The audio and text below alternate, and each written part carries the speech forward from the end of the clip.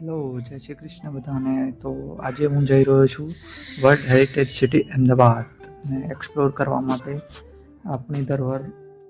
ठंडी में, लेकिन अभी भी कुछ लोग कोल्ड में रजाई में हैं तो उन लोग को सोने दे रहा है, तो डिस्टर्बेंस ना हो वैसा तरीके से पूरा वॉक करेंगे, क्योंकि हम लोग पैसेज से, ठीक है, शायद किसी के घर में से अंदर से भी होते हुए जाएंगे, ठीक है, तो वो हम लोग मेंटेन करेंगे साथ, ठीक है. સ્વામિનારાયણ મંદિર. હવે સ્વામિનારાયણ મંદિરની વાત કરીએ તો આ 200 વર્ષ કરતાં પણ જૂનું મંદિર છે. દ્રવિડ શૈલીના મંદિરો તમે સાઉથની મૂવી જોતા હશો. એમાં પિરામિડ ટાઈપના જે આપણે જે બારની પિરામિડ ટાઈપના તો અંદર આવી જાઓ. હા, પાર્કિંગ કરી લીધી તમે. અને અહીંયા મોસ્ટ ઓફ ગુજરાતમાં કેવા ટાઈપના મંદિર જોવા મળે છે? નાગર શૈલીના મંદિર તમે અત્યારે જોઈ રહ્યા છો. ઉપરથી ગુંબજ આકારનું મંદિર છે. તો આ છે આપણે નાગર શૈલીનું મંદિર. હવે આ સ્વામિનારાયણ મંદિરની ખાસિયત એ છે અને બંધ છે, તમે રિટર્નમાં આવશો તો તમે કરી શકો. બરાબર. હવે કોઈ પણ મંદિરની અંદર જઈએ આપણે એટલે પહેલાં એનું કાર્વિંગ જોઈએ. તો અહીંયા જેટલું પણ કાર્વિંગ છે એ બધું હેન્ડમેડ છે. બરાબર. જે સાગનું લાગેલું આપણે કહીએ તો આ એની કોતરણી છે. મંદિરની તમે બહાર જોશો તો બહાર તમને ગાય દેખાશે, મોર દેખાશે, આ બધી વાંચની કાર્વિંગ છે. પછી તમે મંદિરની, હું તમને મંદિરની વાત કરું તો મંદિરમાં મેં તમને કીધું કે તમે જાઓ ત્યારે શું જુઓ છો. તો તમે જ્યારે એન્ટ્રન્સ કરો ને એટલે મંદિરમાં એક તોરણ જેવું દેખાય એન્ટ્રન્સ પર. તો અત્યારે જે તોરણ દેખાઈ રહ્યું છે એ ગજમુખી તોરણ છે. તમે જોશો સૂંઢમાંથી મંદિર બહાર નીકળી રહ્યું છે. એટલે કે મગરની પૂંછમાંથી નીકળતું. તો આ મંદિરની ખાસિયત એ છે કે તમે ગમે ત્યાં ઊભા રહેશો, હું અહીંયા ઊભી રહું, ત્યાં તમને એક સરખા મંદિરમાં તોરણ જોવા મળશે. હવે તોરણ શેની માટે હોય છે કોઈને ખબર છે? કે તમે જ્યારે એ તોરણમાંથી પસાર થઈને અંદર જાઓ, તોરણ તમને જે આ ગજમુખી તોરણ છે એનું શું છે કે તમે જેટલું પણ બહારથી લાવ્યા છો એ બધું અહીંયા બહાર જ મૂકીને અંદર તમે અંદર જશો ને એટલે સારું. તો આ છે સ્વામિનારાયણ મંદિર. હવે મંદિરના ઇતિહાસની વાત કરું તો આ 200 કરતાં પણ વધારે વર્ષ જૂનું છે. અને સ્વામિનારાયણ ભગવાનની માયાજીમાં બનેલું મંદિર છે. હવે આપણે નેક્સ્ટ સ્ટોપ પર જવાનું છે. તો નેક્સ્ટ સ્ટોપ પર અહીંયાથી આપણે હેરિટેજ ગેટથી પસાર થઈને અંદર જવાનું છે. એટલે આપણે હવે જનરલી પોળમાં એન્ટર થઈ જઈએ. તો પોળ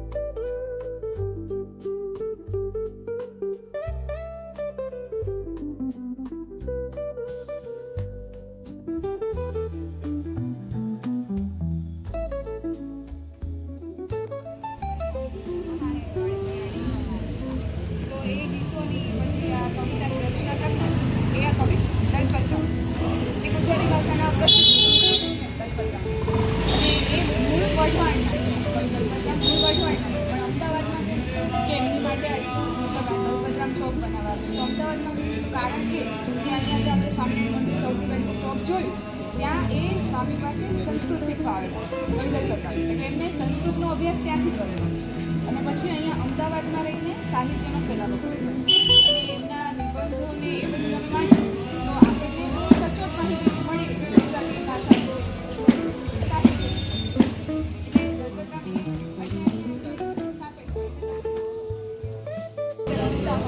એટલે એ પ્રતિમાથી રીતે બનાવવા ગુજરાતીઓ જ્યાં જાય ને ત્યાં બધાને ગુજરાતી શીખવી દીધી એવું છે ને. એટલે એક આપણે અંગ્રેજી અધિકારી હતા અહીંયા ફાર્મ્સ, તો એમને દલપતરામ પાસે ગુજરાતી શીખ્યું, બહુ સરસ ગુજરાતી શીખ્યું દલપતરામ. એટલે એ રીતે જોવા જઈએ પછી આ જે તમને ઘર દેખાય છે એમાં કઈ વિશેષતા દેખાય છે? આપણે અંદર નથી ઊભા એટલે આપણે વાતથી જોઈ રહ્યા છીએ. નીચે કદાચ તમે નોટિસ કરતા હોય તો અલગ અલગ કલરની ટાઇલ્સ છે, બરાબર. તો એ જે ટાઇલ્સ છે એ બતાવે છે કે ત્યાં ઘરના ભાગ હતા અલગ અલગ, કે દેખાતું કે ત્યાં રસોડું થાય છે, પછી થાય છે. અને એટલે એને દલપતરામ ચોક કહેવામાં આવ્યું છે. એ જે ઘર છે તલપત્રાનું છે, એમાં પણ તમને ઘણી જો ખીડકીઓ ને બધું જોવા મળે છે, રાઈટ?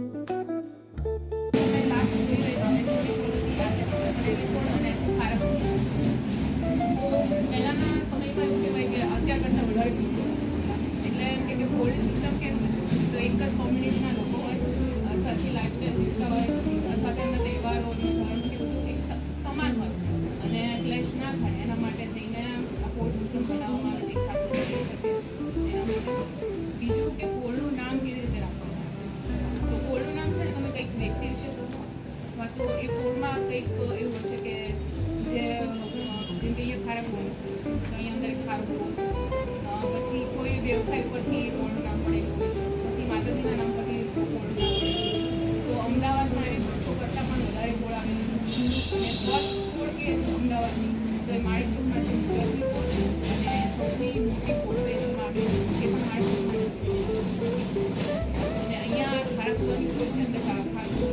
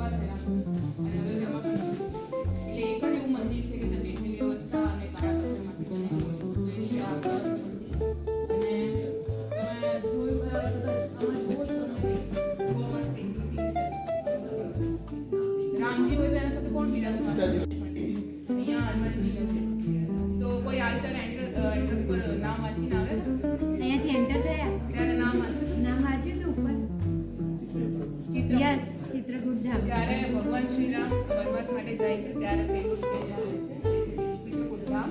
ત્યારે હનુમાનજી નતા મળે અને ગીતિકામાં હનુમાનજી મળ્યા એટલે અહીંયા તમને હનુમાનજીની મૂર્તિ જોવા મળે છે. બીજું કે આ છે આ જે જગ્યા છે એ કોઈ શું કે પબ્લિક નથી, આ પ્રાઇવેટ હવેલી અને એનું મંદિર છે. અહીંયા 25 કરતાં વધારે રૂમ છે અને અહીંયા જે સેવા પૂજા કરે છે એ જ લોકો એ જ પરિવારના લોકો ત્યાં રહે છે. બીજું દલપતરામ ચોકમાં તમને લાઈન માર્ક બનાવ્યું તો એમાં છે ને 2 રૂમ અને વચ્ચે કોર્ટયાર્ડ છે. તો અહીંયા છે ને કોર્ટયાર્ડ તમને લાઈવ દેખાય. તમે જ્યાં ઊભા છો એ કોર્ટયાર્ડ છે કે વચ્ચેનું સ્પેસ ઓપન અને એ શું કહેવાય અહીંયાની જે જોયેલી કે પ્રથા હોય એનું ટેમ્પરેચર મેન્ટેન રહે એના માટે આ કોર્ટયાર્ડ બનાવે છે.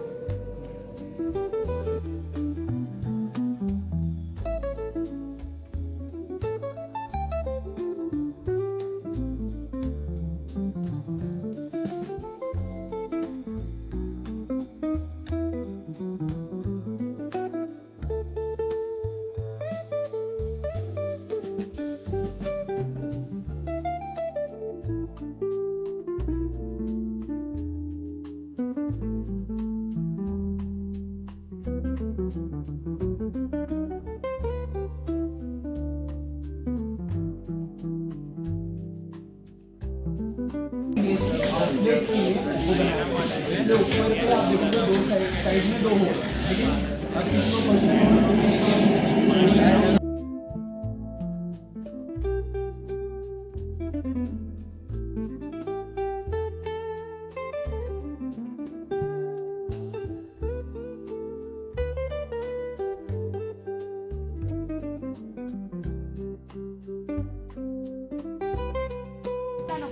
અત્યારે આપણા બધાના ફોનમાં WhatsApp ગ્રુપ છે ને બધાના ફોનમાં તે આપણે શું કરતા હોય બેઝિકલી ત્યારે WhatsApp ગ્રુપ નહોતા એટલે WhatsApp આપણે એવું કહી શકીએ કે WhatsApp ગ્રુપનું ઓલ્ડ વર્ઝન છે સારું વર્ઝન હતું યસ. અને આ એક એવી જગ્યા છે જે આખો દિવસ ધમધમતી રહે છે. આખો દિવસ ઇન ધ સેન્સ કે સવારે જો તડકો ખાવા વૃદ્ધોને એ લોકો બેસતા અહીંયા, પછી બપોરે જ્યારે સ્ત્રીઓ ઘરનું કામ પરવારીને નિરાંતે શાંતિથી કામ પતાવીને પછી અહીંયા બેસતી અને સાંજે જ્યારે બાળકો આવે એટલે બાળકો અહીંયા રમતા હોય ને ખેલતા કૂદતા હોય એ રીતે. અને પછી રાત્રે ઘરે નોકરીથી જ્યારે પુરુષો આવે તો એ લોકો બેસતા. ઇન ધ સેન્સ કે આખો દિવસ આ એક એવી જગ્યા છે જે ધમધમતી રહેતી, અહીંયા બધા બેસતા રહેતા. અને ઓટલો ઇન ધ સેન્સ કે એવી વસ્તુ અત્યારે હવે કેવું થઈ ગયું છે એક ઘરમાં 4 પર્સન રહેતા હોય ને તો ચારેયના મોઢા શેમાં હોય? પોતપોતાના ફોનમાં. કોઈને એકબીજા જોડે વાત કરવાનો ટાઈમ નથી. પણ આ હતું ત્યારે લોકો એકબીજા સાથે વાતો કરતા, એકબીજા સાથે કનેક્ટેડ હતા, એકબીજાની વાતો સાંભળતા હતા. અત્યારે આપણી પાસે એક પણ ટાઈમ નથી. એટલે આ છે ઓટલો. અને પછી બીજું આપણને આ શું દેખાઈ રહ્યું છે? એટલે ચબૂતરો કોઈને ખબર હોય તો અમદાવાદને આપણે શું કહીએ છીએ? ચબૂતરાઓનું શહેર કહીએ છીએ, બરોબર? એટલે ચબૂતરો બેઝિકલી જે ઉપરનો પાર્ટ છે ને ત્યાં પક્ષીઓ માટે એટલી ઉપર એ છે. પછી ત્યાં એક મંકી લેડર મૂકવામાં આવી. રીઝન એનું એવું કે એ લેડર ઉપર ખાલી માણસો જ ચડી શકે, કૂતરા બિલાડા નહીં. કેમ કે જો એ લોકો ચડે તો પક્ષીઓને નુકસાન થાય. અને એ રીતે જોવા જઈએ તો ખાલી આ બાંધકામ નથી, પક્ષી પ્રેમ આપણી સંસ્કૃતિમાં પક્ષીઓ પ્રત્યે પ્રેમ દર્શાવ્યો છે કે આપણી સંસ્કૃતિ પક્ષીઓ પ્રત્યે પ્રેમ દર્શાવી રહી છે અને માનવી અને પક્ષીઓની મિત્રતા દર્શાવે છે. પછી આ તો ચલો પક્ષીઓનો ચબૂતરો છે, આપણો માનવોનો પણ એક ચબૂતરો છે. કોઈ આઈડિયા? હા, એ ડિઝાઇન આમાંથી જ લીધેલી છે. હા, ચબૂતરામાંથી જ લીધેલી છે. અને જે આપણો અમદાવાદ મતલબ અમદાવાદ હેરિટેજનો જે લોગો છે એમાં પણ ચબૂતરો આપણે દર્શાવેલો છે. એકમાં આપણા ગુજરાત પર કંઈક થયેલું એ તમને યાદ છે? શું હતું? ભૂકંપ આવેલો, રાઈટ? ભૂકંપ આવેલો એટલે આ જે પોળોના ઘર છે એમને કોઈ જ પ્રકારનું નુકસાન નહોતું થયું. એનું રીઝન કંઈક કોઈને ખબર છે કેમ? કનેક્ટેડ છે, રાઈટ? બીજું હવે ભૂકંપ આવે ત્યારે ઉપરવાળાને પહેલા ખબર પડે કે નીચે ઉપરવાળાને, રાઈટ? હવે પોળોના મકાનનું બાંધકામ એ રીતનું થયેલું છે કે લાકડું અને ઈંટને બંનેને જોઈન્ટ કરવામાં, આ તમને સ્ટ્રક્ચર અહીંયા દેખાય છે, ઈંટો લાકડું એ રીતનું સ્ટ્રક્ચર અહીંયા બનાવવામાં આવ્યું છે. એટલે પોળોના મકાનને કોઈ જ પ્રકારનું નુકસાન ત્યારે થયું હતું નહીં. હવે આ પ્રકારના મકાનોમાં એવું છે કે 9 હેક્ટર સુધીનો ભૂકંપ અહીંયા સહન થઈ શકે છે. એટલે જ્યારે પણ ભૂકંપ આવે ત્યારે આ જે ઘરો છે, આ ટાઈપના ઘરો, એને કોઈ જ પ્રકારનું નુકસાન થાય નહીં. તો આ જ્યારે ભૂકંપ આવ્યો ત્યારે કેમ કોઈને નુકસાન ન થયું, ત્યારે સેફ્ટ યુનિવર્સિટીના વિદ્યાર્થીઓએ આનું રિસર્ચ કર્યું અને રિસર્ચમાં એમને આ ખબર પડી કે આ ટાઈપનું બાંધકામના લીધે અહીંયા કોઈ જ પ્રકારનું નુકસાન થયું નથી. તમને અહીંયા પણ જોવા મળે છે, બાજુમાં પણ આ જ સ્ટ્રક્ચર જોવા મળે છે. એટલે આ જે જોઈન્ટ કરેલા મકાનો છે એને કોઈ જ પ્રકારનું નુકસાન થયું હતું નહીં.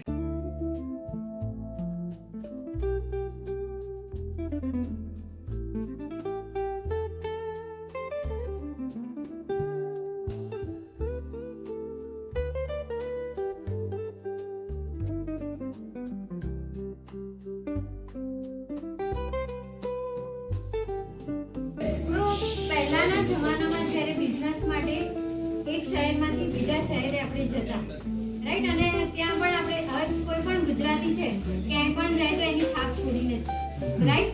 તો બિઝનેસ માટે જતા એટલે પહેલા કેવું હતું કે અહીંયાથી બહુ દૂર જવું પડતું, બરાબર. પહેલા તો એટલું વાહન વ્યવહાર હતું નહીં, કંઈ હતું નહીં.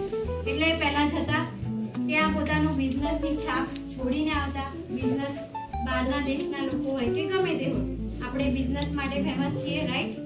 તો એમાં એવું હતું કે બિઝનેસ માટે આપણે ક્યાંય પણ આપણે બહાર જતા તો ત્યાંના બીજા બધા જે છે એ દુશ્મન આપણા વધી જાય, રાઈટ. તો બીજા સેનાના કે બીજા લશ્કરના લોકો આપણા પર હુમલો કરે અને હુમલાથી બચવા માટે ગુજરાતીઓ શું કરે, સંતાઈ જાય યા તો એનો કોઈ વે, કોઈ માર્ગ શોધે, બરાબર. તો એના માટે આપણા પોળોની અંદર પહેલાના લોકોએ સિક્રેટ પેસેજ બનાવેલા, રાઈટ. અને આબેહૂબ આપણા ઘર જેવા જ લાગતા હોય. એટલે તમે અહીંયા જ્યાં ઊભા છો ત્યાં તમને આજુબાજુ ક્યાંય દેખાય છે કોઈ એવો રસ્તો કે એવું કંઈ પાછળની સાઈડ, રાઈટ? બીજું કોઈ ના, હું નહીં આવ્યો. અહીંયા હોઈ શકે આક્રમણ કરતા, હુમલો કરતા, એટલે એના બચવા માટે જે અહીંયાના આપણા ગુજરાતીઓ છે એ ગુજરાતીઓ ક્યારે પાછળથી વાર ના કરે, સામેથી વાર કરે, રાઈટ.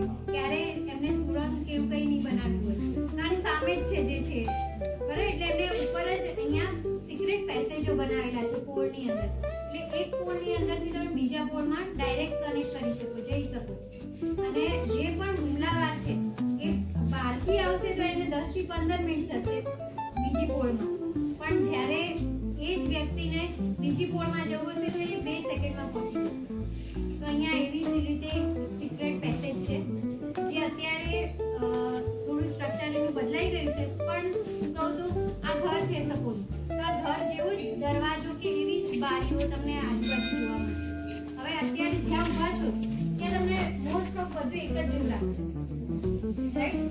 હવે જે સિક્રેટ પેસેજ છે ત્યાં દેખાય છે પાછળ, એનો દરવાજો સેમ તમે સામે ત્યાં જોઈ શકો છો, ગ્રીન કલરનો દરવાજો છે એવો જ સેમ ત્યાં હતો, પણ એ તૂટી ગયો છે. એના લીધે અત્યારે નવી જાળી ત્યાં મુકાઈ છે, જે જાળી તમને ત્યાં પાછળ દેખાઈ રહી છે.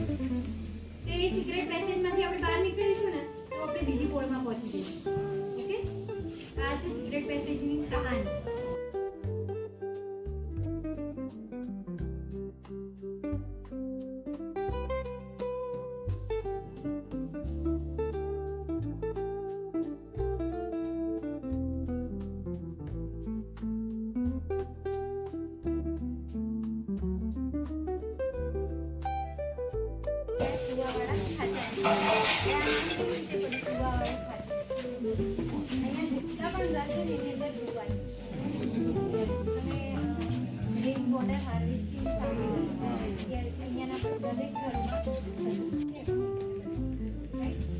દરવાજો છે જ્યાંથી તમે નીકળ્યા બંધ કરીએ ને તો કેવું લાગે કે રાઈટ, કોઈ એમની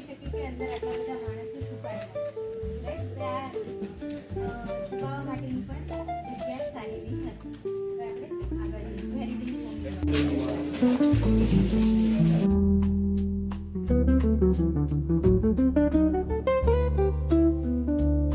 પાછળ જે છે એના ઉપર અહીંયા કોઈનું મોઢું દેખાય છે તો તમે કહી શકો કે આ કોનું છે? આ કયા સ્ટ્રક્ચરનું ઘર છે? જોવાળા થાય છે. નહીં, મારવાડી. કયા સ્ટેટ? મહારાષ્ટ્ર. તમે આ મહારાષ્ટ્ર કલ્ચરમાં આર્કિટેક્ટ કરેલું છે ને એ પ્રમાણે ઘર છે. નીચે કારુણી કરેલી છે એ સાઈડની. આ ઘર. આ સાઈડ તમે જોઈ શકો છો કયા ટાઈપનું ઘર છે? તે તમને ઘોડા દેખાય છે, યુનિકોર્ન દેખાય છે. કઈ યુરોપિયન કલ્ચરનું ઘર છે જો ત્યાં શરણાઈ વગાડતા છે અહીંયા વીણા લઈને ઊભેલા છે, રાઈટ? આ જે છે જે બાર શાક છે એના પરથી આપણે કહીએ છીએ કે આ ટાઈપના ઘરનું સ્ટ્રક્ચર છે. પહેલાં કેવું હતું કે મારું ઘર છે એવું બીજા કોઈનું ઘર હોવું જોઈએ નહીં, તો બધા અલગ અલગ ટાઈપના ઘર બનાવતા એવી રીતે. અને પાછળ બાર શાક જોઈ રહ્યા છે એમાં તમને શું દેખાઈ રહ્યું છે?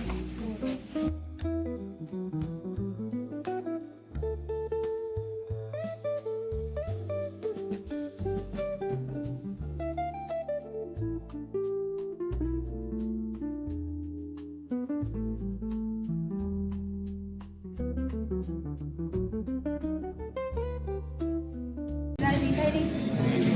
પહેલા જ્યારે ઘર બનતા ને તો પહેલાં તો એમ કહું કે અમદાવાદ શહેર વસ્યું ત્યારે અહીંયા એટલા બધા ઘર કે એટલું બધું કંઈ હતું નહીં, રાઈટ? શું હતું? ઝાડ જંગલ એરિયા હોય, રાઈટ?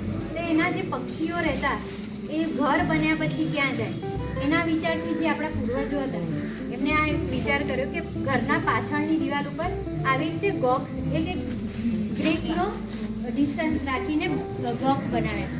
એ તમે જોઈ રહ્યા છો એ આ બધા પોપટના ગોખ છે. અત્યારે તમને પોપટ તો નહીં પણ તે કબૂતર જોવા મળે છે, રાઈટ? આ છે પોપટના ગોખ જ્યાં પક્ષીઓ પણ રહી શકે અને અંદર માણસો પણ રહી શકે. આ કોન્સેપ્ટથી આપણા જે પૂર્વજો છે અહીંયા રાખતા. હવે તો બધા નવા ઘર બની ગયા છે, ત્યાં ક્યાંય આ તમને જોવા મળશે નહીં, પણ ગામડા બાજુ જઈએ તો હજુ પણ ક્યાંક ક્યાંક જોવા મળે છે, રાઈટ?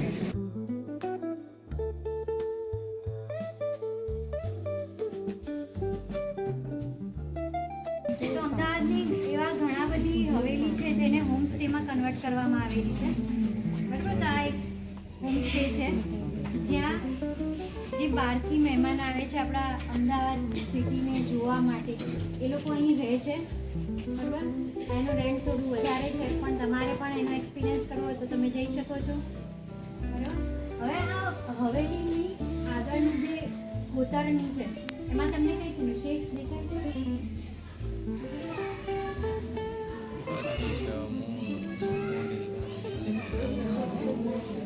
મોર છે, રાઈટ? મોર શું કરી રહ્યો છે?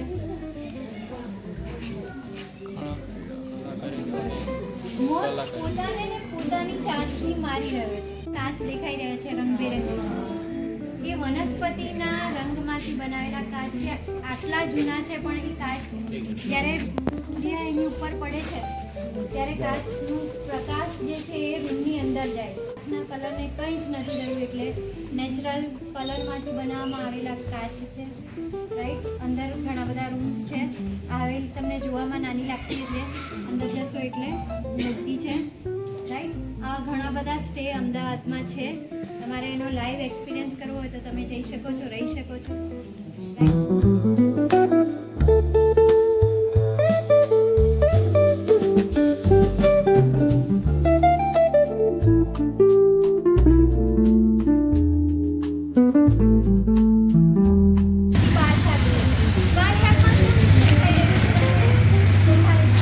हाथी दिखाई दे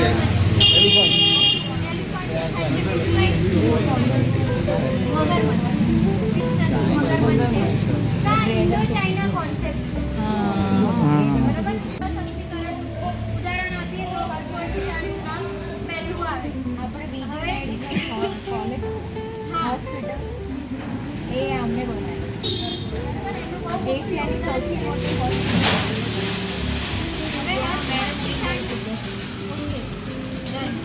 હવે આ જે તમને સીડી દેખાઈ રહી છે સામે તમને છે એની ઉપર ત્યાં સુધી એક બ્રિજ છે. હવે એ બ્રિજ જે છે એ કનેક્ટ કરે છે આપણા દેરાસર. તમે અત્યારે દેરાસરમાં જઈ ગયા ત્યાં દરવાજો છે અત્યારે ખુલી દેવામાં આવે છે. તો આ જે હઠીસિંહ ફેમિલીનું પ્રાઇવેટ દેરાસર છે. એટલે અહીંયાથી હરમોરથી ફેમિલી છે દેરાસરમાં બીજા દરવાજે જાઓ. હવે આ તમને ક્વેશ્ચન થશે કે બ્રિજ છે તો તમે ક્યાં રોડ જોઈ રહ્યા છો? કયો રોડ છે તમને ખબર છે? ગાંધી રોડ. રાઈટ? તમે અહીંયા સુધી વખતે આવેલા હશો. તો આ જે રોડ છે પહેલા અહીંયા રોડ અહીંયાથી જતી હતી માણેક કરતા.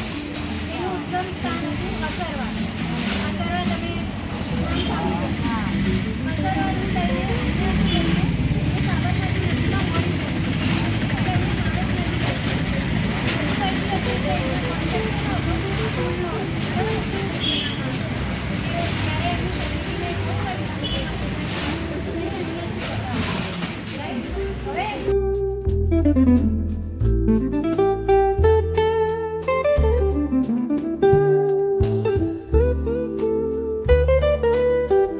तो ये अहमदाबाद का सबसे बड़ा मार्केट है, ठीक है। ये फर्नांडिस ब्रिज है जो पहले फर्नांडिस ब्रिज के नाम से जाना था, अभी गांधी पुल के नाम से जाना है, ठीक है। और ये जो रोड से आए हम लोग कौन सा रोड है? तो एक यहाँ पे एक अमेजिंग फैक्ट है कि आप लोगों ने देखा होगा कि हर शहर में गांधी रोड तो होते हो, ठीक है। तो जो ना वो गांधी रोड पे होता है, ठीक है। तो बेसिकली उसका अभी ब्रिटिशर्स थे तो उन्होंने जब ये सब बनाए थे ना तो उन्होंने उनके हिसाब से नाम इसका नाम भी रखा है।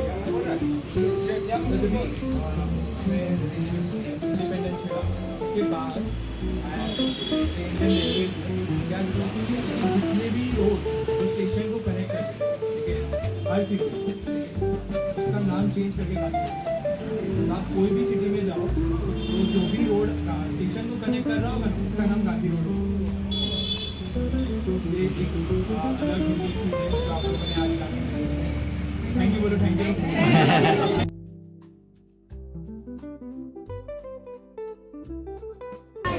પોળ દેખાય છે મુરત પોળ, જે અમદાવાદની સૌથી પહેલી પોળ બની ત્યારે એને મુરત પોળ નામ આપવામાં આવ્યું. નામ કેમ આપવામાં આવ્યું? મુરત પોળ, રાઈટ? એ અમદાવાદમાં 200 કરતાં વધારે પોળ છે, આપણે આગળ જાણીએ, રાઈટ? એમાંથી સૌથી મોટામાં મોટી પોળ છે માંડવીની પોળ. તો કોઈ ગયેલા છે? બરાબર? એમાં શું છે એક દિવસે અંદર જાઓ અને તમે રસ્તો ભૂલી ગયા તો આઈ થિંક 2-3 દિવસ તો બહાર નીકળતા થઈ જશે. એટલી મોટી પોળ છે અમદાવાદની. તો ક્યારેક જવું હોય તો જઈ શકો છો અને જોઈ શકો છો. બરાબર? હવે અમદાવાદના ઇતિહાસની વાત કરું તો ઇતિહાસમાં એવું છે કે પહેલાં તમને ખબર હશે કે કેટલા નામ છે અમદાવાદના? કોઈને આઈડિયા છે? કર્ણાવતી, બીજું કંઈ? આશાવલી, બીજું અને અમદાવાદ, અહેમદાબાદ. અહેમદાબાદ પરથી અમદાવાદ પર આવી ગયા છીએ. તો કર્ણદેવ નામના રાજાએ અહીંયા એક કસ્બો વસાવ્યો હતો.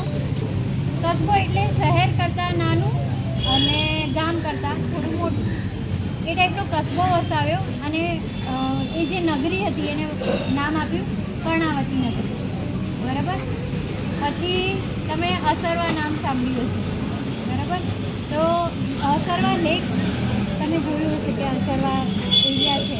બરાબર? તો એ નામ હતું. પછી બાદશાહ આવ્યા, અહેમદ શાહ બાદશાહ, એમને નામ આપ્યું અહેમદાબાદ અને અત્યારે આપણે જાણી રહ્યા છીએ અમદાવાદના નામે. બરાબર? હવે અહીંયા તમે ઊભા છો એ છે માણેક ચોક.